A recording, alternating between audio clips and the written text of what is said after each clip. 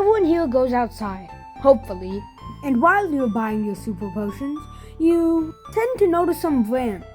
And today we're gonna hop down the Pokemon machine and turn them into Pokemon. Starting out with possibly the best marketing team for like anything ever, Duolingo.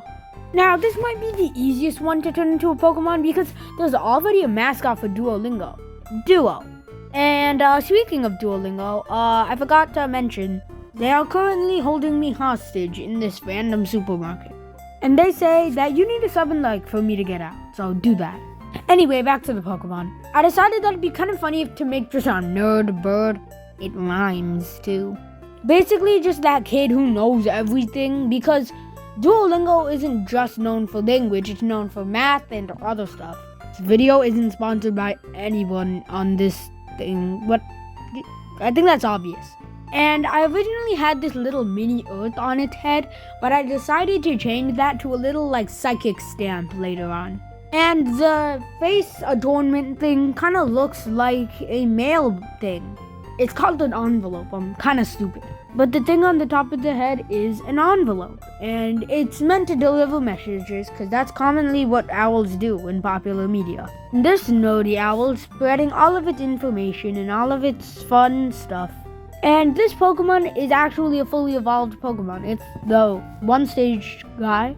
And there's myths that this Pokemon did evolve, but now doesn't have to evolve because of its smarts. So here's Duolingo, from Duolingo and Owl. So yeah, Owl for a kind of specific one, I guess, Nerds Gummy Clusters. I specifically picked brands that have like mascots for this because I wanted to base them off their mascots. It's a lot easier and it makes it a lot more faithful to the thing. So basically, it's just a mascot. Their mascot is a frog, so it's a frog with a bunch of like sticky warts on it, and the inside of it's really sticky. You see that red part? That red part can stretch, and the rest of its body can't. And the little dots, the white and pink ones, they're not white, they're yellow, are warts. So here's Sugarog from Sugar and Frog. So yeah, that's that. Now for Cinnamon Toast Crunch. Yes, Cinnamon Toast Crunch. And if you didn't know, they actually do have mascots. They're just like an animated version of that little cereal. So basically, I was just making that, but a little warrior. So I gave him a little warrior helmet. And I gave him a cinnamon spoon, which he attacks with. I thought that was pretty clever because, I don't know, it's a spoon which you drink cereal with. I mean, you don't drink cereal, but still. And it's cinnamon, which Cinnamon Toast Crunch, it works. This is honestly heavily based on Spike from Brawl Stars and the SpongeBob in general.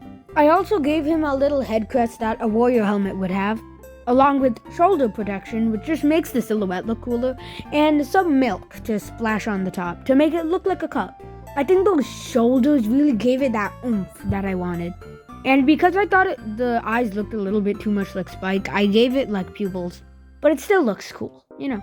And I gave it warrior and cereal colors. And as a fairy fighting type, this guy's pretty cool. He's pretty small, not as small as the actual thing, like 2-3 times bigger. But he's a force to be reckoned with. I really just love the design. All the ideas are so strong and they work. The warrior aspect, the milk, the little etched out face, the cinnamon sword, which is also a spoon. It's really good. And the highlights I did on it were really nice. So here's Cinemaster from Cinnamon and Master. Anyway, I hope you enjoyed today's video. Don't forget to like and subscribe, and I'm gonna go. Merry happy holidays, merry belated Christmas, and bye, sub and like.